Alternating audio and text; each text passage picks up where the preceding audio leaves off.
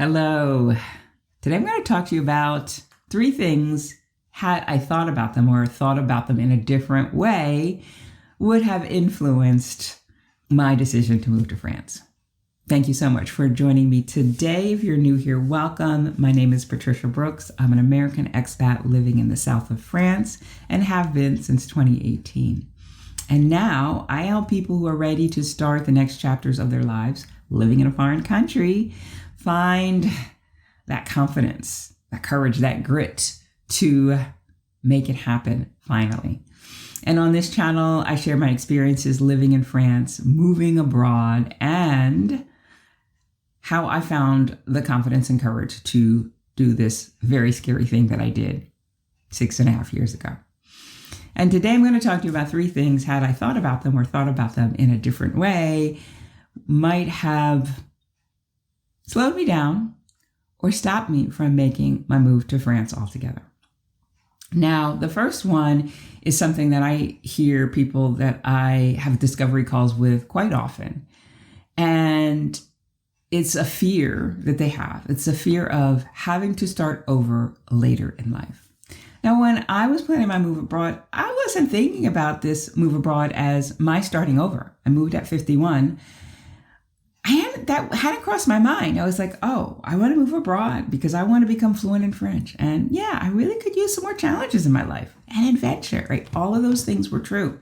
But it hadn't crossed my mind that, oh, Patricia, when you do this thing, you're flipping the switch and you are starting over in life. And when I moved out of my mom's house after graduate school and I moved to Williamsburg, Virginia, that was many, many, many years ago, decades earlier. And I had forgotten what it took to set up a bank account. I had forgotten what it took to find an apartment or to set up utilities. And so even if I had thought, oh, you'll be starting over again, that might not have even registered. But that's the thing. Moving abroad is starting over because there are certain things that you're going to have to do to prove yourself again and again and again and again. And some things that I had to do, I had to have my landlord vouch for me to get my bank account set up and to have my cell phone plan. And these were things where like, I'm a 51-year-old woman who has a track record in the United States. But that didn't matter because I wasn't a French citizen or I wasn't a European Union citizen. And that felt hard. That felt hard. In addition to navigating all of this, really not understanding how things worked, right? So starting over in a new country is a real thing that had I considered it and had I known what I know now, really would have given me pause and probably would have helped to retain me in the US longer because more fear would have cropped up for me. More doubt would have cropped up for me. Needing to know more things that I was able to move through, right, once I got here, but that had I thought about them earlier could have had me overthinking. All right. So that is the first thing. Moving abroad is starting over. Had I thought about my move to France as starting over, that would have impacted my decision or slowed me down. Okay. Now, the second thing that had I thought about differently would have influenced my decision, would have influenced the speed at which I made my move to France was that cultural differences are real and they impact relationships in a way that I couldn't know before getting here. But had I known this or even had an inkling about this, I would have probably prepared slightly differently and I would have couched my expectations for meeting the man of my dreams here quickly. Now, one thing I have to say is that I thought that, I'm going to move abroad, I'm going to be happier, so I'm going to date more. That was absolutely true. In the 7 or 8 years since my divorce that I was living in the United States before I moved to France, I didn't date much, right? When I got to France, dating was easier, like meeting men and going out for coffee or whatever seemed easier, and I did more of it. So that was true on one level. And so that idea that, it's going to be easier for me helped me in that respect. But then once I had some longer term relationships, I had a couple that didn't pan out. Had I recognized that there were going to be some differences culturally, and not anything that's real specific around what it's like to date a French guy, just that I wasn't French and had never lived in France before, and the guys I dated weren't American and didn't have a lot of international experience in terms of traveling or living abroad, that really created a divide that made it harder for me to feel like I was being understood, maybe even being heard, although I believe they were listening to me, but there was something that was missing in our communications and in how we interacted that I think at the end of the day impacted the relationship and made the relationships, that one relationship in particular that was probably viable, not continue. So there were some cultural differences that I can speak about, but though I don't think that those were the things that were at play in the relationships that I've had not working out. But one of them was the guy I dated for 10 months.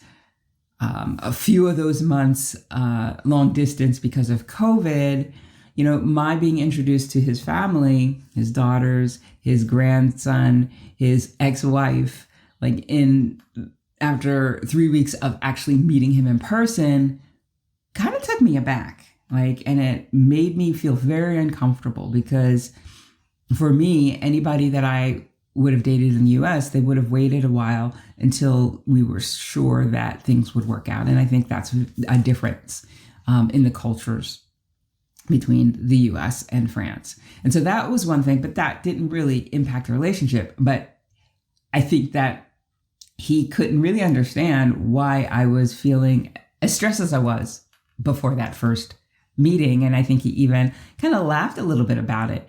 And not that I felt hurt about that, but that just showed that he couldn't really understand, what's the big deal? I think on another level, the fact that the men that I've dated, the Frenchmen I've dated, haven't had experiences outside of France, or haven't traveled extensively, or haven't lived elsewhere, is that there was no understanding or no appreciation for what I was going through or how the things that I might need because of that. If I had dated a French guy who had lived in a foreign country, he would have experienced certain things and maybe understood and expressed things differently or showed up in a way that felt like he got me. And I think at the end of the day, that was the thing that I found challenging, was that I didn't feel like I was understood. I didn't feel like the men got me. And that's not to say that can't change. That's not to say that I can't work through that. But I came here thinking, oh yeah, I'm gonna find the man of my dreams. It's gonna be easy, and it hasn't been. All right. So that's the second thing. Had I thought about differently, I would have slowed my roll, or maybe done a little bit more research, or couched my expectations a bit. And then finally, the third thing, had I thought about it differently, would have, I don't know if it would have stopped me, because again, challenge was one of the reasons I wanted to move to France, having challenges, having new experiences. But how long it's taken me to really feel like a part of the community, to make inroads and feel like I belong here. Now, don't get me wrong. When those wheels of that airplane touched down in January of 2018, I felt good. I felt like, yeah, I'm home, right? There was definitely that feeling. I'm talking more on the level of friends, community, and belonging, right? I feel like, yeah, this is home, but feeling like I belong, that took some time. It's a long game. Had I thought about moving abroad and making connections, community, friends as a long game, or how long that long game would be, that would have scared me. that might have put another level of fear or concern that could cause me to overthink things and not take the necessary steps. So, but I didn't, right? I didn't realize that, well, after a year here, I would know some people, but not necessarily feel like a part of the community, right? That, after a year and a half here, 2 years here, I would feel better, but still feel like, yeah, I'm that American living in Surrey. It took me probably until 2.5 years ago. And I think in part because my first year I was living in Perpignan. And then when I moved to Surrey, I had to kind of start over again, though I do still retain a friendship with one person I met that first year in Perpignan. But it's taken me up until about 2.5 years, 3 years ago, to really feel like I am a part of the community. And one thing that helped me to see this was an experience I had with a man who walks his dog every day. I take my morning walk, so we cross each other's paths quite frequently. One day, I saw him and I smiled and I said, bonjour. And he was walking his dog. He looked straight ahead and didn't speak. And I didn't take it personally, but it did kind of strike me as, oh, that didn't feel good. I kept walking and I made a note. I said, okay, he's not that friendly. Just don't say hi to him next time. Well, probably 2.5 years ago. So this is about a year and a half past that incident. I'm walking in one direction. He's walking in the other. He's got his dog with him. I'm not preparing myself to speak, right? Because he hadn't spoken before. So I just kind of let it go. And as we pass each other, he says, bonjour, madame. And he's looking at me, right? And I say, bonjour. And I keep going. And I thought, what the hell just happened here? That was the weirdest thing that I have experienced in a long time. And I don't know what caused his change of heart. I don't know if he had a conversation with one of his buddies and said, oh, you know that black girl who's been around here? And his buddy said, oh, yeah, I know her. She's great. And that made him think, oh, I was really rude to her. Maybe I just need to speak. Or what happened? I don't know. But that kind of made me feel like I was making inroads. That's just one example of somebody who isn't a friend, but who has accepted me, at least speaking to me, in the community. But there are other examples that are deeper that I feel like I've made connection with the locals here. And it's quite amazing. But it's taken time. And this is a question that people ask me on the information sessions that I have all of the time. Was it hard to build community? How long did it take for you to build community? Yeah, it took a while. And I think that through persistence and learning the language and being here really has helped. But it wasn't a quick thing. It's a long game. So had I thought about that might have scared me. That might have thrown up some more hurdles in my way to getting here. But I don't think it would have stopped me. And I'm glad that it didn't. So those are 3 things, had I thought about them differently, might have stalled my progress to moving to France. I'm so glad that that's not the case, because now I'm here and I'm enjoying my life here. And now I can help you if you are struggling with some of these concerns and that you're maybe overthinking and now fear has really risen in you in a way that threatens your move abroad. I would love to have a conversation with you to see where you are, what is holding you back, what your fears are, what your doubts are, and if our working together could help you get there sooner and with more ease. That's one way that I am helping people. The other way is through information sessions. Maybe you are fearless. Maybe you're like, I got this. Nothing's holding me back. I just want to pick your brain, Patricia. I want to hear your story. I want to understand what your experience has been in applying for your visas. What your particular experience has been, with looking for an apartment, those sorts of questions. If you like that, and I do have information sessions. Now, these are paid sessions where you just ask me, you bring your questions and you ask me those questions and I answer them. The first type of session is a discovery call, and that is complimentary. All right.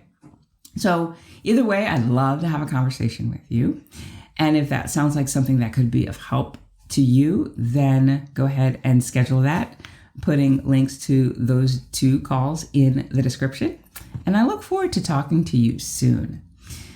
So that is all I have for you today. This video is not meant to discourage you in any way. It's just meant to give you a sense of the realities that you might not be considering. I didn't consider them, that you might not be considering, that shouldn't hold you back, but that you should have a game plan or have a way to move through them once you experience them, so that you can stay in your dream country and not rebound to the country you came from. Okay? So if you enjoyed this, give this video a thumbs up, share it with friends, and I will see you again next time. Bye for now.